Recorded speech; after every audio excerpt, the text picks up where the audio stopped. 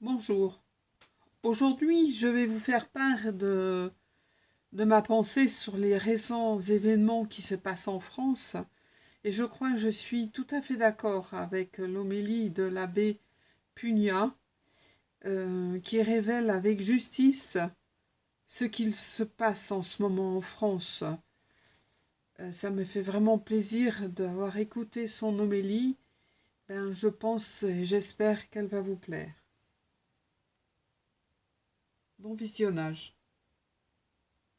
Fils et du Saint-Esprit, ainsi soit-il, bien chers frères. Les temps sont mauvais. Il faut bien le dire, notre société est devenue mortifère. Elle porte, et elle apporte la mort.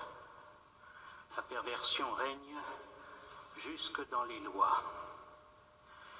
Et on est en droit de craindre qu'une telle perversion des esprits ne soit le commencement des maux annoncés pour la fin des temps. Et que véritablement, le fils de perdition, l'antéchrist, n'ait déjà fait son avènement parmi nous. Cette phrase, mes bien chers frères, elle n'est pas de moi, elle est du pape Saint Pie X, il y a juste un siècle. Que dirait-il aujourd'hui? La mort, bien chers frères, n'est pas la marque de Dieu, mais la marque de la bête. Lucifer, l'ange déchu et révolté contre son Créateur. Le Christ l'a défini, cet ange rebelle, en disant qu'il est homicide depuis le commencement. Il tue l'homme. Car Dieu, dès le premier instant de la création de l'humanité, a fait de l'homme qui est naturellement mortel, un participant de son immortalité.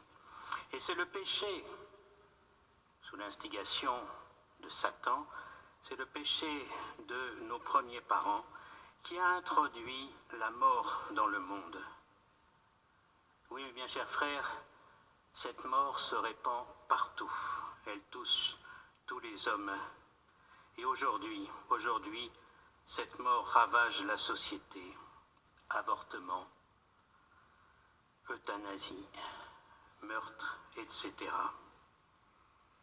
Il est étonnant ce temps où, pour, dit-on, sauver des vies, on impose à tous des lois liberticides qui détruisent petit à petit non seulement le lien social général, mais la famille et le lien religieux.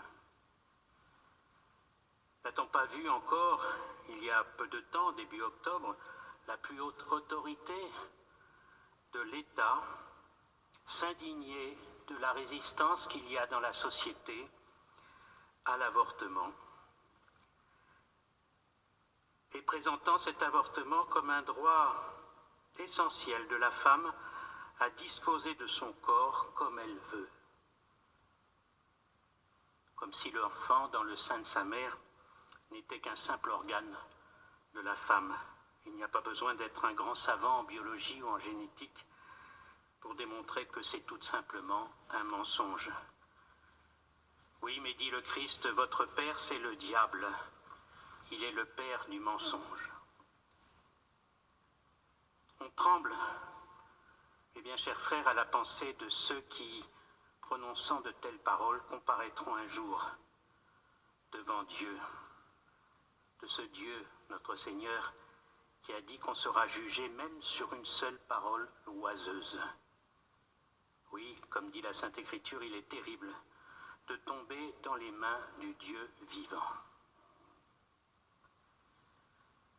On a fait grand bruit dans les temps passés sur la suppression de la peine de mort pour les grands crimes.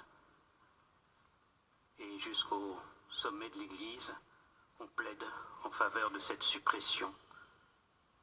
Mais aujourd'hui, mes bien chers frères, maintenant que cette peine de mort est supprimée, eh bien, c'est dans les rues, c'est dans les églises qu'on décapite.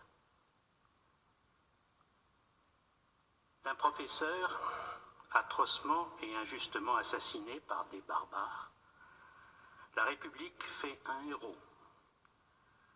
Pourtant, bien chers frères, où est l'héroïsme de montrer des dessins pornographiques à des jeunes filles mineures de 14 ans, au nom d'une soi-disant liberté d'expression, non pas incomprise, mais volontairement pervertie.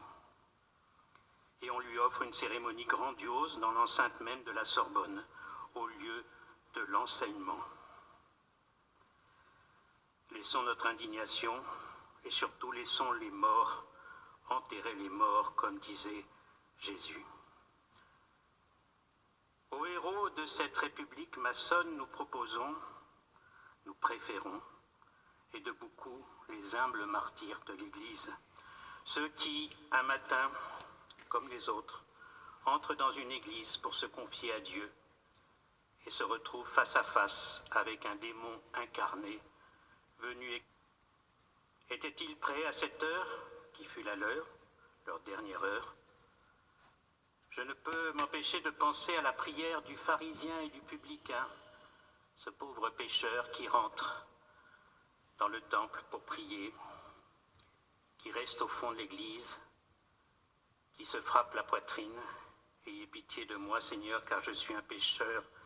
Et Jésus dit que celui-là repart chez lui justifié. Le martyr en Jésus-Christ purifie tout. Heureux ceux qui meurent dans le Seigneur, dit notre Seigneur. Oui, bien chers frères, aujourd'hui nous ne célébrons pas la mort. Ce soir, nous ne célébrons pas la mort, mais nous honorons et prions pour ceux qui sont morts, non pas pour tous ceux qui sont morts, mais pour ceux qui sont morts dans la foi, dans l'espérance et dans la charité du Christ. Le chrétien ne craint pas la mort.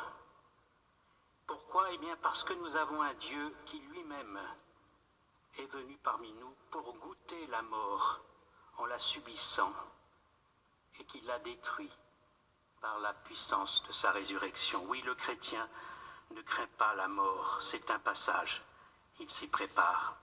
Le Christ, nous le savons, nous fera participer à cette résurrection. Et ça a été la foi et l'espérance de tous ceux qui sont morts et que nous vénérons dans nos cimetières et pour lesquels nous prions. Oui, saint Paul a raison de dire « Mort, où est ta victoire ?» Nous pourrions dire au démon « Où est ta victoire ?» C'est le grand perdant, le loser, comme on dirait aujourd'hui. La victoire qui triomphe du monde, saint Jean nous le dit, c'est notre foi.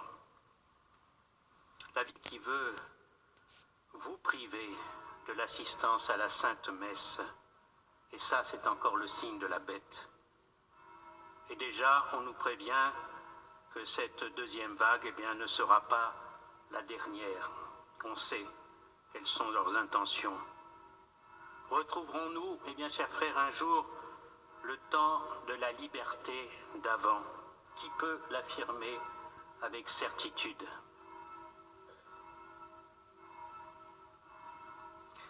Je vous encourage, bien chers frères, à lire le Chardonnay, le dernier numéro du Chardonnay qui traite de la puissance de Satan et de son rôle dans la destruction de l'œuvre de Jésus-Christ. C'est une bonne lecture pendant ce temps de confinement. Confions-nous à Notre-Dame, elle qui règne sur la bonne mort. Elle a écrasé la tête du serpent infernal dès le commandement.